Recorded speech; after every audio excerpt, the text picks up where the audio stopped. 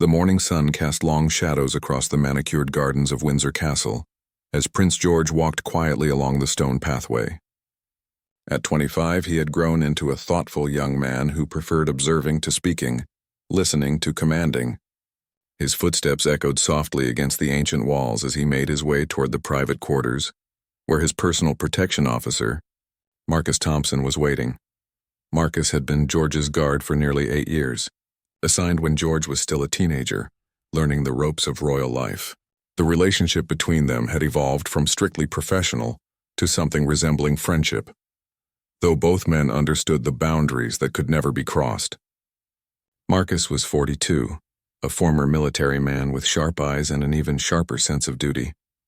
He had protected George through university, through his first public speeches, through the awkward years of growing up in the public eye.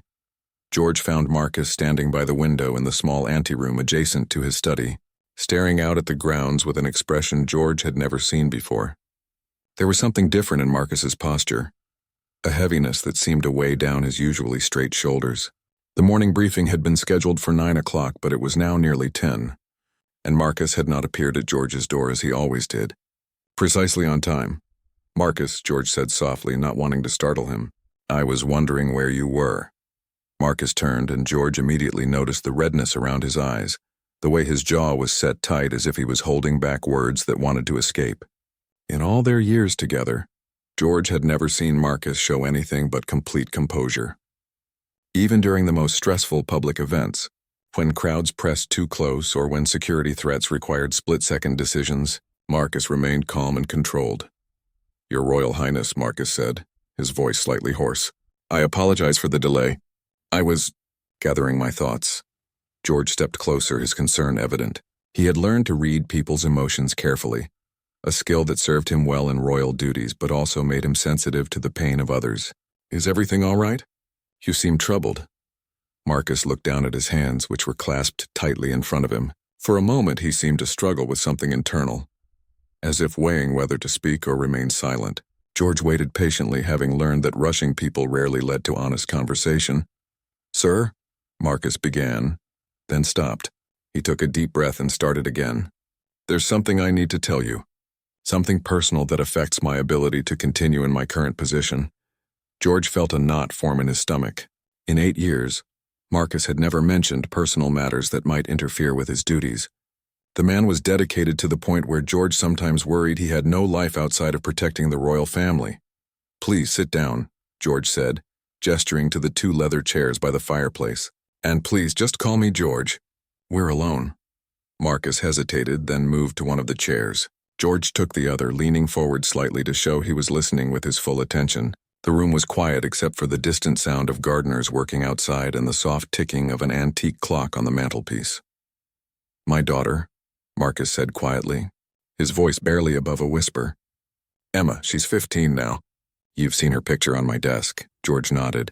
He remembered the photo of a smiling girl with her father's dark hair and bright, intelligent eyes.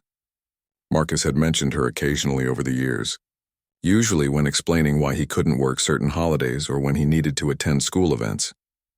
"She's been struggling," Marcus continued, his hands now gripping the arms of the chair. "Struggling in ways I didn't fully understand until recently. The pressures of school, of growing up, of having a father who's never around because he's always protecting someone else's family." The words hit George like a physical blow. He had never considered how his security details' families might be affected by their dedication to royal protection. It seemed obvious now, but it was a perspective he had been blind to. "Last week Marcus's voice broke slightly, and he had to clear his throat before continuing. "She tried to hurt herself. She's in counseling now, getting help. But she told me something that I can't stop thinking about. She said she feels like she doesn't have a father because I care more about your safety than her happiness." George felt his chest tighten with a mixture of guilt and sympathy. He wanted to say something, to offer comfort or solutions, but he sensed that Marcus needed to finish what he was saying. "The thing is," Marcus continued, looking directly at George now, "she's not entirely wrong. I've missed birthdays, school plays, parent-teacher conferences, family dinners, all because my duty to you and your family came first, and I told myself it was noble, that I was serving something greater than myself. But when I saw my daughter in that hospital bed, When I realized how much pain she was carrying alone, I understood that I had failed at the most important job I'll ever have. The room fell silent. George stared at the pattern in the Persian rug beneath his feet, processing what he had just heard. He thought about his own relationship with his father, with his grandfather, about the sacrifices that royal life demanded not just from royals themselves, but from everyone in their orbit. "She needs me," Marcus said simply. "Really needs me. Not just present in body, but present in mind and heart. And I don't think I can be the father she needs while also being the protection officer you deserve." George looked up to meet Marcus's eyes. In them, he saw years of internal conflict, the weight of divided loyalties and the pain of a man who had realized that his greatest strength might also be his greatest weakness. It was a moment that would change both of their lives, though neither man fully understood it yet. George sat in stunned silence for several long moments, absorbing the weight of Marcus's revelation. Outside, the sound of tourists gathering near the castle gates created a distant buzz, a reminder of the constant public attention that made protection officers like Marcus necessary in the first place. But in this quiet room, with morning light filtering through heavy curtains, the outside world seemed very far away. "Marcus," George began, then stopped. "How do you respond to someone who has just told you that protecting you has cost them their relationship with their child? The training for royal duties covered many things, but not this particular kind of human complexity." "I don't know what to say," George admitted honestly, "except that I'm sorry. I'm so very sorry about Emma, and I'm sorry that I never considered how this job might affect your family." Marcus shook his head quickly. "Sir, this isn't your fault. I chose this position. I knew what it meant when I accepted it. The responsibility is mine, but the consequences aren't just yours," George replied quietly. He stood up and walked to the window where Marcus had been standing earlier. From this vantage point, he could see the grounds where he had played as a child, where Marcus had often stood watch while George learned to ride horses or played football with visiting cousins. 8 years, George said, more to himself than to Marcus. 8 years of your life, of your daughter's childhood. How many bedtime stories did you miss? How many times did she need her father and you were here instead? Marcus didn't answer immediately. When he did speak, his voice was thick with emotion. "Too many to count. But George, I want you to understand something. I don't regret protecting you. You're a good man and you'll be a good king someday. The work we do matters." George turned from the window. "But so does being a father. So does being present for the people who need us most." The conversation was interrupted by a soft knock on the door. George's private secretary, Mrs. Henderson, peered in apologetically. "Your Royal Highness, I'm sorry to interrupt, but you have the Education Committee meeting in 20 minutes, and the car is waiting." George looked at Marcus, then back at Mrs. Henderson. "Please reschedule the meeting. Tell them something urgent has come up." Mrs. Henderson raised an eyebrow but nodded professionally. "Of course, sir. Shall I reschedule for this afternoon?" "I'll let you know," George said. "And please, no interruptions for the next hour unless it's truly an emergency." After Mrs. Henderson left, closing the door quietly behind her, George returned to his chair. Marcus was staring at his hands again, and George could see the internal struggle playing out across his features. "What does Emma want to do when she grows up?" George asked suddenly. Marcus looked up, surprised by the question. "She wants to be a veterinarian. She's always loved animals. When she was little, she used to bring home injured birds and try to nurse them back to health. Our house was like a small wildlife hospital." George smiled slightly. "That sounds like a wonderful dream. Is she good at science?" "Brilliant," Marcus said, and for the first time that morning his face lit up with genuine pride. "Her teachers say she has a real gift for biology and chemistry, but her grades have been slipping lately because of everything. Because her father hasn't been there to help her with homework or to celebrate her successes or to just listen when she needs to talk," George said gently. Marcus nodded, his expression growing heavy again. "The counselor says she's been acting out to get my attention. Staying out late, getting into small troubles at school. Nothing serious, but enough to force me to deal with her problems instead of yours." George was quiet for a moment, processing this information. He thought about his own teenage years, about the times he had felt overwhelmed by expectations and responsibilities. He had been fortunate to have family support, tutors, counselors, an entire support system built around his well-being. Emma had only her father, and her father hadn't been available. "What has your ex-wife said about all this?" George asked carefully. He knew Marcus was divorced but had never heard details about the arrangement. "Sarah's been raising Emma mostly on her own since the divorce 5 years ago," Marcus admitted. "She's remarried now to a good man who tries to be a father figure to Emma, but Emma still wants her real father. Sarah's been patient.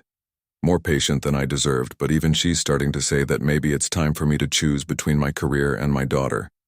The words hung in the air between them. George understood now why Marcus had looked so defeated when he found him by the window. This wasn't just about missing a few family dinners or school events. This was about a man being forced to choose between two different kinds of duty, two different ways of defining what it meant to be responsible and honorable. "Have you thought about what you want to do?" George asked. Marcus was quiet for a long time. When he finally spoke, his words came slowly, as if he was still figuring them out as he said them. "I've been thinking about it all night. Emma needs stability. She needs to know that when she comes home from school, her father will be there. She needs help with her homework and someone to drive her to her friends' houses and someone to be proud of her when she does well on a test." George nodded, encouraging him to continue. "I've looked into some options," Marcus continued. "There are security positions that would allow me to be home more. Corporate protection that's more predictable, less demanding. The pay isn't as good, and the work isn't as meaningful, but it would let me be the father Emma needs me to be." George felt a complicated mix of emotions.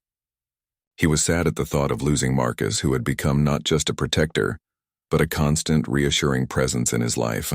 But he was also proud of Marcus for prioritizing his daughter's well-being, and he felt a growing determination to handle this situation in a way that honored both men's needs and dignity. Over the next few days, George found himself thinking constantly about his conversation with Marcus. During official meetings, while reviewing documents, even during formal dinners, his mind kept returning to the image of a 15-year-old girl sitting alone in her room, wondering why her father's job was more important than she was. The thought haunted him in a way that surprised him with its intensity. George had always understood intellectually that royal life required sacrifices from many people, not just royals themselves. But he had never really considered the human cost in personal terms. Staff members were simply there, reliable and professional, and he had never thought deeply about what their dedication might be costing them at home. On Thursday morning, George made an unusual request.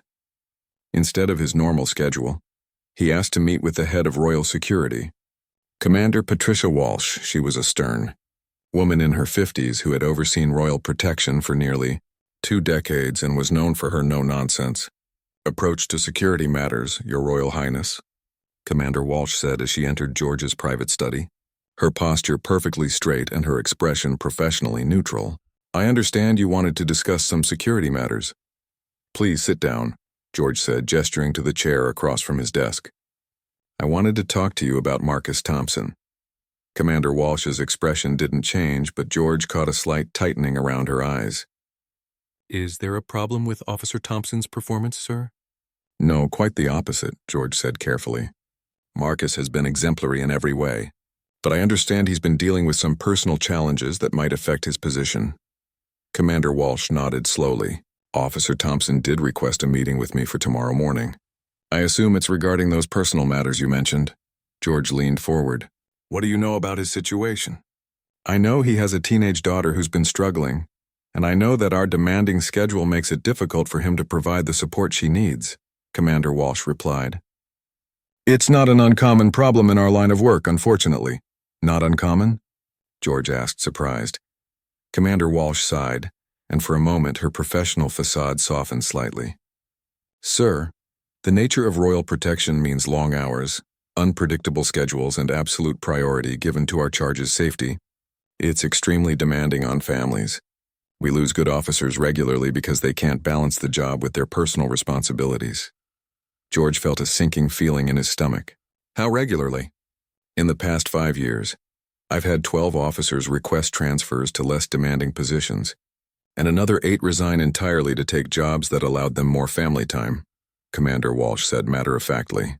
"The turnover rate in royal protection is significantly higher than in other security fields." George stared at her in shock. 12 officers?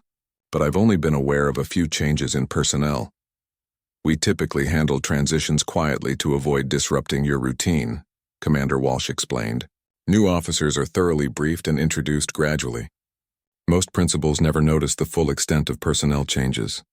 The word principals struck George oddly. It was security terminology for the people being protected, but it also highlighted the emotional distance that was supposed to exist between protector and protected. Yet here he was, deeply affected by Marcus's personal struggles. Commander Walsh, George said slowly, what would happen if I specifically requested that Marcus be given a different assignment? Something that would allow him more regular hours and predictable scheduling? Commander Walsh considered this carefully. There are positions available. Corporate security consulting, training new officers, administrative roles within the Royal Protection Unit. The pay would be somewhat lower, and the prestige certainly less, but the work-life balance would be significantly better. Would such a transfer be seen as a demotion? Officially, no. We have several tracks for experienced officers, and family-friendly positions are considered legitimate career paths, not punishments, Commander Walsh said. However, informally, some officers do see it as stepping down from the most important work we do. George nodded, understanding the complexity. And if an officer requested such a transfer themselves, that would be seen as a responsible decision made in the best interests of both the officer and the service, Commander Walsh replied. No stigma attached. George was quiet for a moment, processing this information. An idea was beginning to form in his mind, but he needed to think it through carefully. Commander, I'd like to ask you something in confidence, George said. If I were to make certain requests regarding staffing or working conditions, requests that might be unusual but not unreasonable, would you be willing to consider them?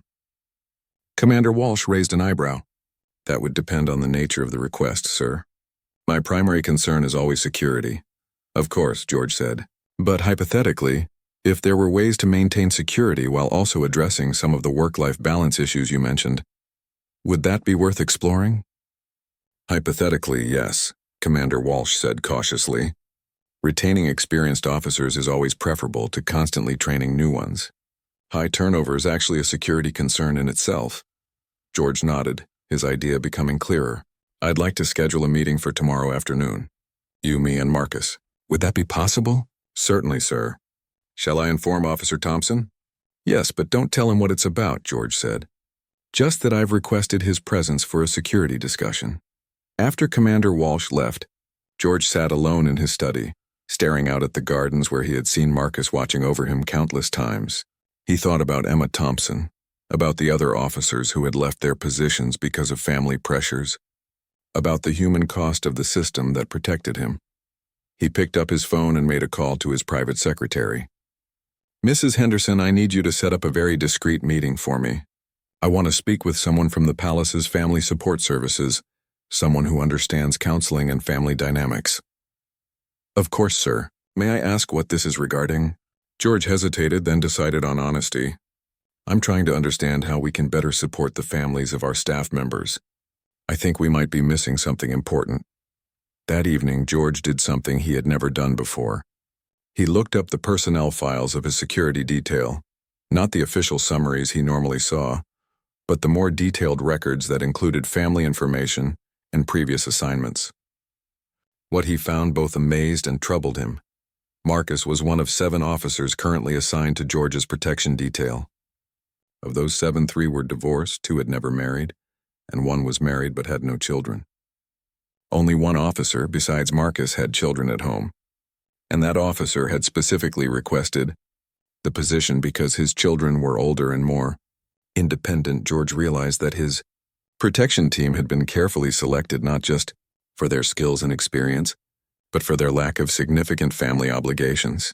It was efficient from a security standpoint, but it also meant that officers like Marcus, who had families that needed them, were either forced to choose between their duties and their children, or they burned out trying to manage both. Friday afternoon arrived with an unseasonable chill in the air.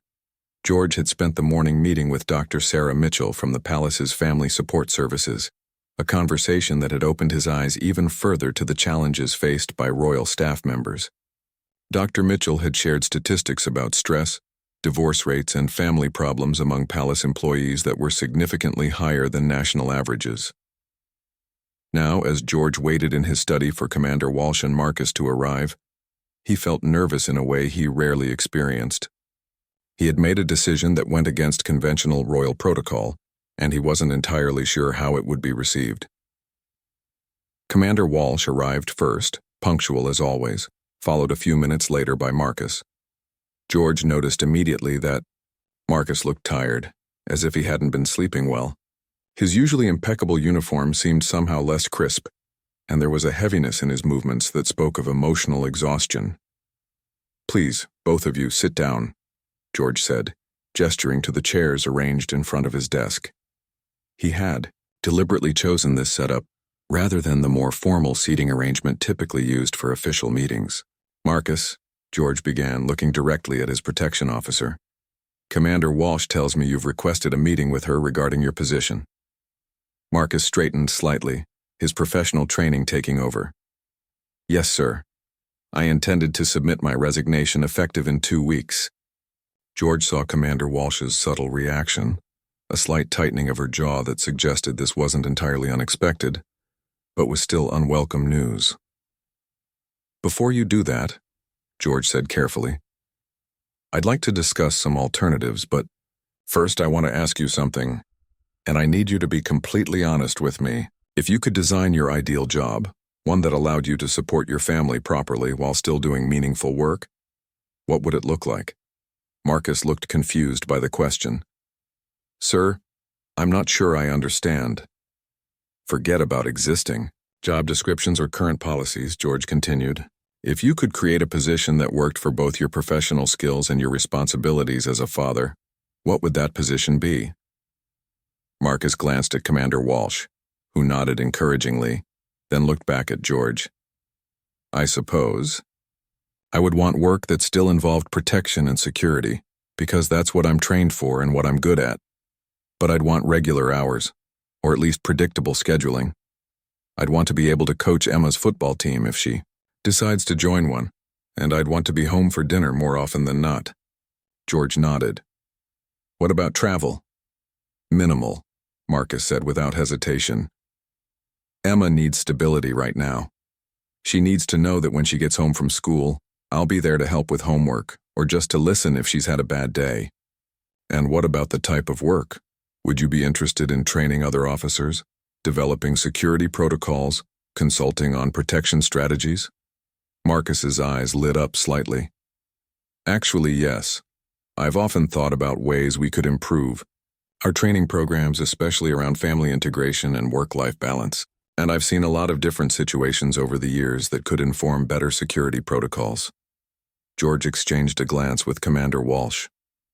"Commander, is such a position possible within our current structure?" Commander Walsh leaned forward, her expression thoughtful. "We've actually been considering creating a senior training coordinator position for some time. Someone with extensive field experience who could work with new officers and also develop family support programs for our staff. The position would be Monday through Friday, standard hours with occasional weekend workshops." Marcus looked between them, confusion evident on his face. "I don't understand. Are you offering me a different job?" George stood up and walked around to the front of his desk, leaning against it casually. "Marcus, yesterday I learned something that shocked me. I learned that in the past 5 years we've lost 20 officers to family-related issues. 20 good, experienced people who felt they had to choose between their duty and their families." Marcus's eyes widened. "I didn't know the numbers were that high." "Neither did I," George admitted. "And that's a problem, not just from a security standpoint, but from a human standpoint. We're asking people to sacrifice their most important relationships for their jobs, and that's not sustainable or fair." Commander Walsh nodded. "His Royal Highness has proposed some innovative approaches to addressing these issues. The training coordinator position would be part of a broader initiative to support Royal Protection Officers' families." George returned to his chair. "Here's what I'm proposing, Marcus. Instead of resigning, what if you transitioned to this new position? You'd be developing training programs that could help other officers avoid the same struggles you've faced. You'd be working to create policies that support families while maintaining security standards. And you'd be doing it on a schedule that allows you to be the father Emma needs. Marcus sat in stunned silence for several moments. But sir, who would replace me as your protection officer? We have several qualified candidates, Commander Walsh said. Officer Reynolds has been requesting more responsibility, and Officers Kim and Patterson both have extensive experience. The transition would be handled carefully and professionally. More importantly, George added, I would know that my former protection officer was using his experience to help other families avoid the same crisis you've been facing. That seems like a much better outcome than losing you entirely. Marcus's voice was quiet when he spoke. The pay? Emma will need help with university costs eventually, and there are counseling expenses now. Commander Walsh consulted a folder she had brought with her.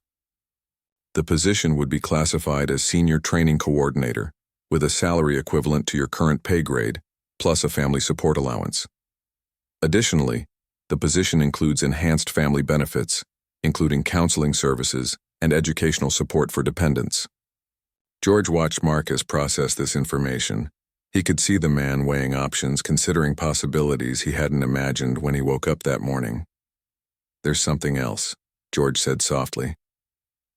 I spoke with Dr. Mitchell from Family Services this morning. She's worked with teenagers facing similar challenges to Emma's. If you're interested, she could help coordinate Emma's ongoing support and potentially connect her with other young people whose parents work in high-stress positions. Marcus looked up sharply. You spoke with someone about Emma? Only in general terms, George assured him quickly. I didn't share any personal details, but I wanted to understand how we could better support families in situations like yours. Dr. Mitchell has a lot of experience with adolescents dealing with parental absence and the unique pressures that come with public service families. For the first time since entering the room, Marcus's rigid posture began to relax slightly. George could see him considering not just the job offer, but the broader support system that was being offered for his daughter. The room remained quiet for several long minutes as Marcus absorbed everything he had just heard. George could see the internal struggle playing out across his face, the battle between disbelief that such an opportunity could exist and hope that maybe, just maybe, he wouldn't have to choose between his career and his daughter after all. I need to ask, Marcus said finally, his voice careful and measured. Why are you doing this? Why go to all this trouble for one officer? George had been expecting this question, and he had thought carefully about how to answer it honestly. Because 8 years ago, when I was 17 and scared about my future, you became more than just my protection officer. You became someone I could trust completely, someone who made me feel safe not just physically but emotionally. You've been a constant presence during some of the most challenging years of my life.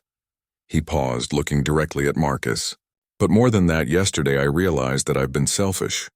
I've accepted your dedication without considering what it was costing you. Emma needed her father, and instead she got the leftover pieces of a man who was exhausted from protecting someone else's son. Marcus started to protest, but George held up a hand. I'm not saying that to make you feel guilty, George continued. I'm saying it because I realize that if we're going to ask people to serve in these positions, we have a responsibility to make sure that service doesn't destroy their families. What happened to Emma, what almost happened to Emma, could have been prevented if we had better systems in place. Commander Walsh nodded approvingly. His Royal Highness makes an excellent point. We've been so focused on immediate security needs that we've overlooked the long-term sustainability of our staffing model. Marcus leaned back in his chair, and for the first time George saw something like relief in his eyes. What would the timeline be for this transition? That would depend partly on your needs, Commander Walsh replied. We could begin the transition as early as next month, with a gradual handover of responsibilities. The training coordinator position could start with part-time hours initially, allowing you to spend more time with Emma while you develop the new programs, George added. The most important thing is that Emma gets the support she needs. Everything else can be worked around that priority. Marcus was quiet again, but this time George sensed he was no longer struggling with the decision but rather trying to process the unexpected turn his life was taking. Could I have the weekend to think about it? To talk to Emma and to my ex-wife about what this might mean for our family? Of course, George said immediately. Take whatever time you need. This is a big decision, and it affects more people than just you. Marcus stood up, his movements more confident than they had been when he entered the room. Sir, I want you to know that regardless of what I decide, these past 8 years have been the most meaningful of my career. Protecting you has been an honor. George stood as well and did something that surprised both Marcus and Commander Walsh. He extended his hand for a handshake, but when Marcus took it, George placed his other hand on top, creating a more personal connection than the formal handshake protocol typically allowed. Marcus, the honor has been mine. You've done far more than protect me. You've helped shape who I've become as a person. Emma should be proud to have you as a father, and I hope this new position will give you the chance to be the father she deserves. After Marcus left, George and Commander Walsh remained in the study to discuss the broader implications of what they were proposing. Sir, Commander Walsh said, I want you to understand that this approach could set a significant precedent. If we create family-friendly positions for experienced officers, other staff members may begin to expect similar accommodations. George nodded. I've thought about that. Is it a bad thing if other people expect their employers to consider their family needs? Commander Walsh smiled slightly. No, sir, it's not. In fact, it might help us retain more experienced staff across all departments, but it will require changes to how we think about royal service. What kind of changes? Well, traditionally, royal service has been viewed as a calling that requires complete personal sacrifice. The idea has been that serving the crown is so important that everything else comes second. Commander Walsh explained. What you're proposing suggests that we can serve effectively while also maintaining healthy personal lives. George considered this. Do you think that's true? Can we maintain security while also supporting our staff's families? I think we have to find a way to make it true, Commander Walsh replied. Because the alternative is what we've been seeing. Talented people leaving because the job demands too much personal sacrifice. And honestly, officers who are worried about problems at home are probably less effective at their jobs anyway. George walked to the window and looked out at the grounds where Marcus had spent so many hours watching over him. I keep thinking about Emma, about how many other children are out there feeling abandoned because their parents work for us. How many marriages have ended? How many family relationships have been damaged? Probably more than we want to know, Commander Walsh admitted. But what you're proposing today could be the beginning of changing that pattern. George turned back to her. If Marcus accepts this position, I want him to have real authority to make changes. Not just token responsibility, but actual power to redesign how we support families. That's a significant commitment, sir. It is, George agreed, but I think it's a necessary one. We can't keep asking people to choose between serving their country and serving their families. There has to be a way to do both. Commander Walsh gathered her papers and stood to leave. I'll begin working on the formal job description and policy frameworks. If Marcus accepts, we'll want everything in place quickly. Commander, George said as she reached the door, I want you to know that I appreciate your openness to these ideas. This could have gone very differently if you had been rigid about existing protocols. Commander Walsh paused at the door. Sir, in 20 years of royal protection, I've seen a lot of good people burn out or leave because they couldn't balance this job with their personal lives. If we can find ways to keep people like Marcus Thompson while also keeping them happy and healthy, that's better for everyone.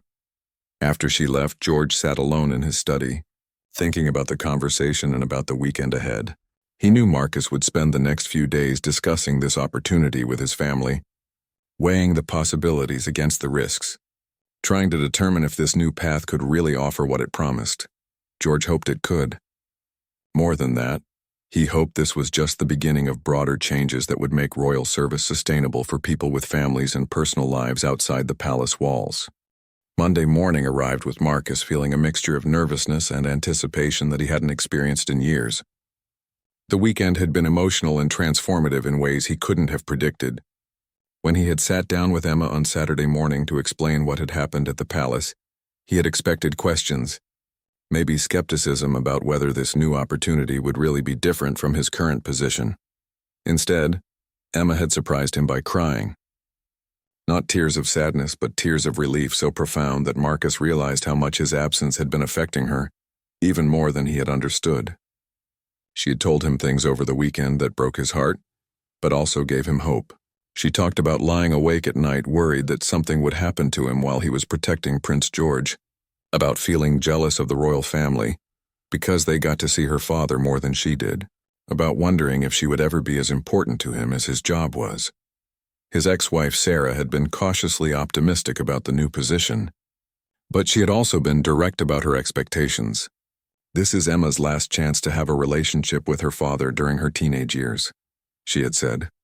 If you take this job and then still find ways to prioritize work over family, I won't let you break her heart again. The conversation had been difficult but necessary. Marcus understood that he was being given an opportunity that few people in his position ever received, but he also understood that it came with the responsibility to actually change, not just to have different working hours. Now, as he walked through the familiar corridors of the palace toward Prince George's study, Marcus carried with him a letter of acceptance for the new position and a resignation letter for his current role. The weight of both decisions felt significant but no longer overwhelming. George was waiting for him, along with Commander Walsh and someone Marcus didn't recognize, a woman in her 40s with kind eyes and a warm smile. "Marcus," George said, standing as he entered, "I'd like you to meet Dr. Sarah Mitchell from our Family Support Services. I thought it would be helpful for her to be here today." Marcus shook hands with Dr. Mitchell, immediately sensing the same kind of professional competence he associated with the best protection officers, but with an added warmth that spoke of genuine care for people, rather than just professional duty. "Mr. Thompson," Dr. Mitchell said, "Prince George has told me a little about your situation.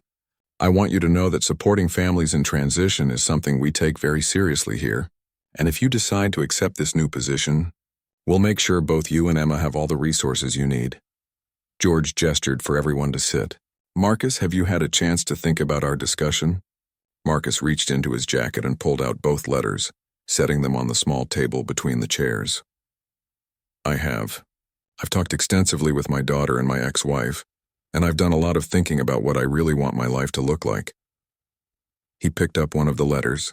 "This is my resignation from my current position as your personal protection officer, effective in 2 weeks." George nodded, though Marcus could see a flicker of sadness in his eyes.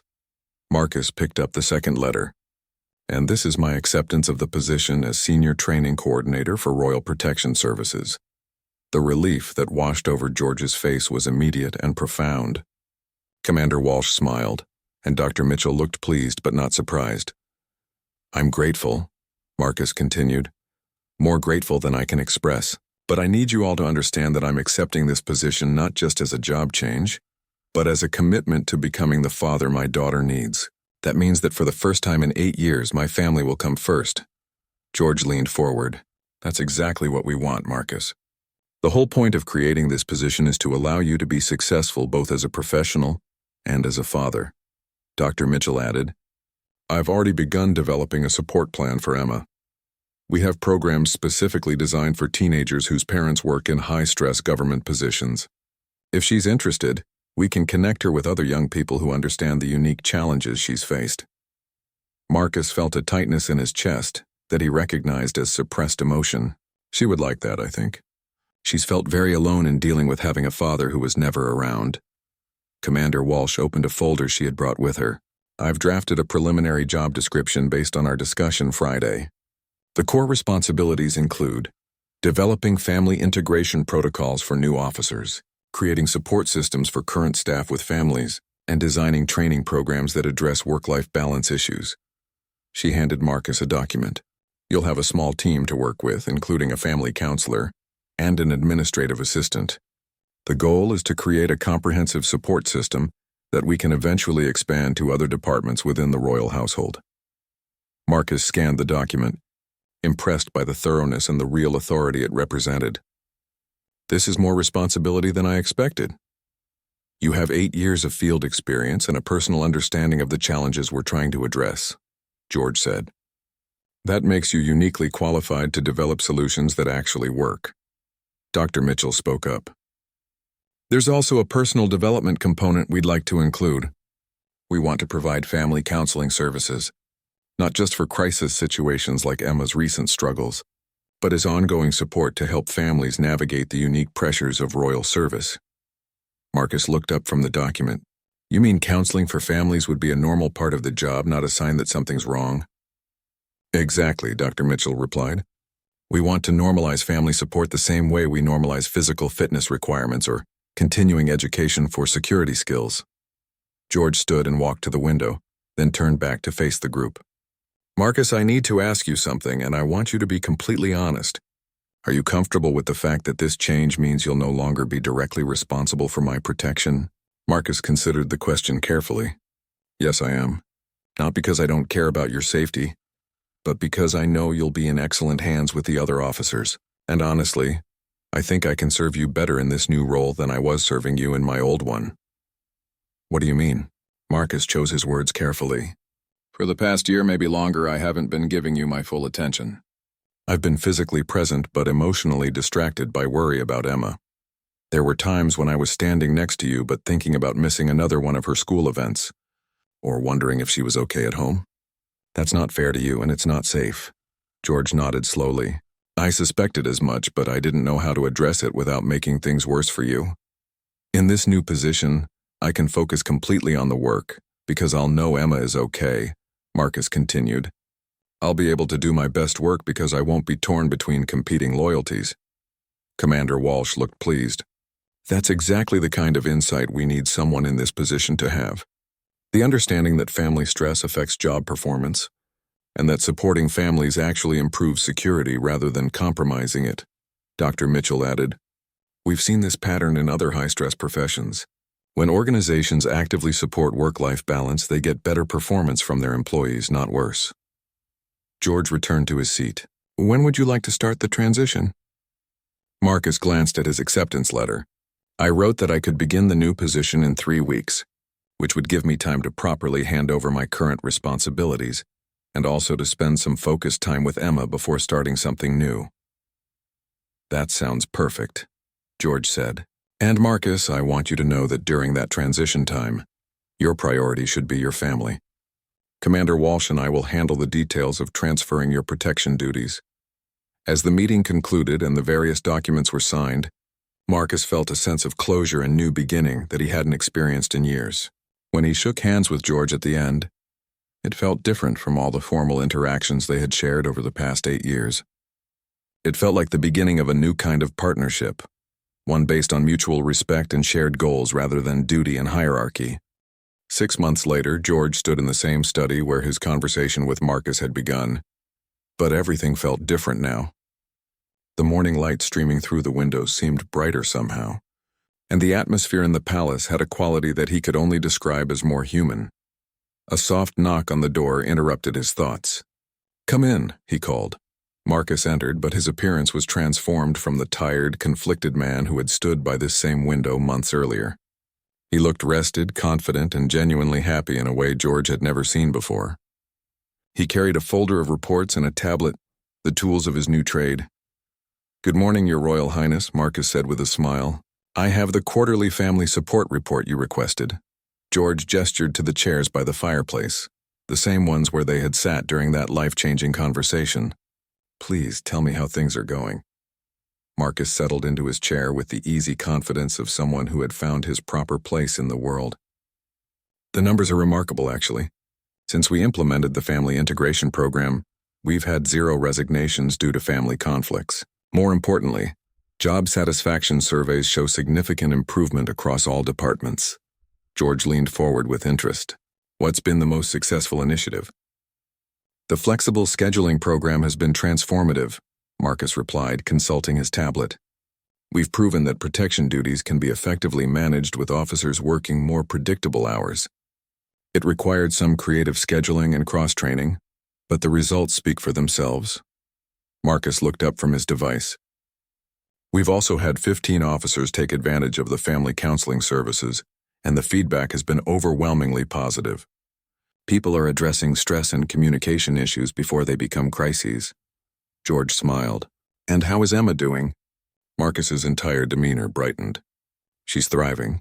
Her grades are back up, she's made new friends through the support group Dr. Mitchell connected her with, and she's decided she definitely wants to pursue veterinary studies. More importantly, we're talking again. Really talking. Not just the surface conversations we used to have when I was exhausted all the time. That's wonderful to hear. She actually asked me to thank you, Marcus continued. She said she knows that what happened to our family helped create changes that will help other families, and she's proud of that. George felt a warmth in his chest that had nothing to do with the morning sunlight. She should be proud. Both of you should be proud. Marcus set his tablet aside and looked directly at George. There's something else I wanted to discuss with you. We've been approached by other royal households and even some government agencies, asking about our family support programs. They want to know if our model could be adapted for their organizations. That's interesting. What do you think? I think we've developed something genuinely innovative here, Marcus said. Not just the specific programs, but the underlying philosophy that supporting families makes for better employees, not weaker ones. It's a concept that could benefit a lot of organizations. George considered this. Would you be interested in expanding your role to include consultation with other organizations? Marcus's eyes lit up. Actually, yes.